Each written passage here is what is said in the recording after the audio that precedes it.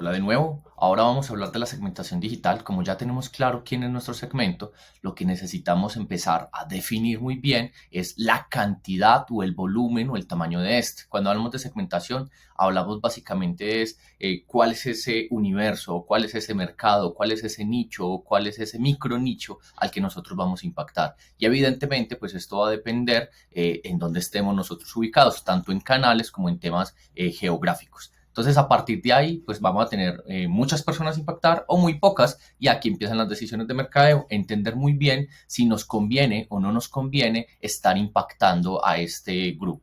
Cuando hablamos de que si nos conviene o no, pues estamos hablando de representación monetaria. ¿Es suficientemente grande como para que sea rentable o es muy pequeño y no vale la pena nosotros desgastarnos? Entonces, a partir de ahí, pues lo que nosotros podemos entender es como grandes esferas. Entonces, en las esferas más grandes, pues con el universo de personas totales que básicamente nos están diciendo es, todos estos son los habitantes de Colombia o todos estos son los habitantes de un país. Luego empezamos a hablar del mercado, que el mercado es ese mercado potencial que te está diciendo, de estas personas que están en el país, hay tantas que tienen poder adquisitivo y que podrían estar comprando tu producto, ¿cierto? Pero todavía es muy genérico, todavía estamos hablando de muchas personas y que básicamente cuando vamos a hacer la comunicación o vamos a hacer la publicidad, pues nuestras estrategias de mercadeo van a ser para cualquiera y para nadie.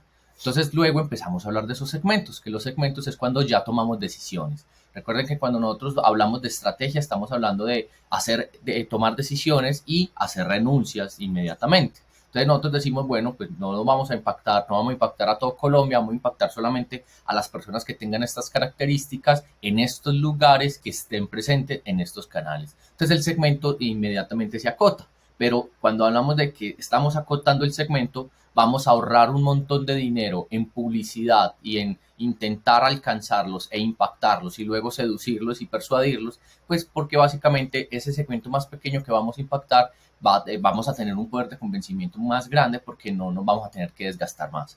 Luego está el concepto de nicho y micronicho, pues que básicamente lo que nos está diciendo es, dentro de esos segmentos, si usted es una empresa muy pequeña, puede arrancar mejor por un nicho y un micronicho que normalmente no están tan polarizados o no hay tanta competencia. Entonces, cuando nosotros entramos a esos terrenos un poco más vírgenes, hay mayor oportunidad para nosotros crecer. Entonces, cuando hablamos de nicho, pues son también esas renuncias y esa segmentación dentro de la segmentación, es decir, un segmento que está buscando o está interesado en cierto producto, pero cuando hablamos de un nicho, pues lo acotamos. Entonces, podemos estar hablando de personas que quieran comer fuera de casa, pero luego decimos, no, pero es que son personas que solamente consumen productos veganos, entonces ya es un nicho.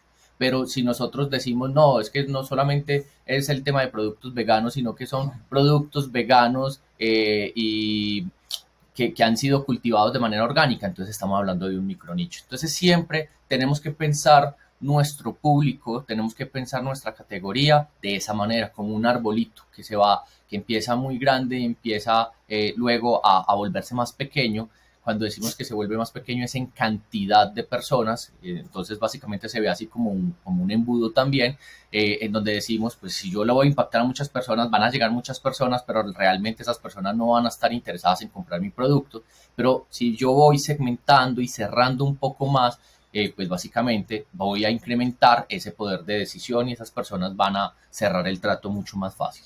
Ahí empezamos nosotros a vincularlo con el tema de la estrategia del océano rojo y el océano azul, entendiendo el océano rojo como ese océano en donde hay mucha competencia, en donde hay muchos tiburones, en donde ya casi no hay usuarios porque los competidores básicamente los están devorando, hay un derrame de sangre por precios, por promociones, por productos de mala calidad, entonces básicamente están manchados de sangre y por eso se considera un océano rojo, porque hay mucha competencia y es muy peligroso entrar allá, pues necesitamos mucho dinero y mucho posicionamiento. Pero luego está el océano azul en donde nos dicen hay muchos pececitos, muchos cardúmenes, hay un grupito de peces o un banco de peces en donde todavía la competencia no ha puesto el ojo, entonces yo entro allá y básicamente empiezo a vender y a posicionar mis productos, ¿cierto? Entonces piensen en esas categorías o piensen en esos productos que de pronto no tuvieron competencia durante mucho tiempo. Normalmente se habla de un paraíso de 5 años, es decir, intente construir marca en esos 5 años porque después del quinto año se empieza a volver atractivo, no solamente para las grandes empresas, sino para un montón de startups o empresas más pequeñas que dicen, pues yo también le voy a montar la competencia al personaje que vende paletas para perros o al personaje que vende maquillaje para hombres.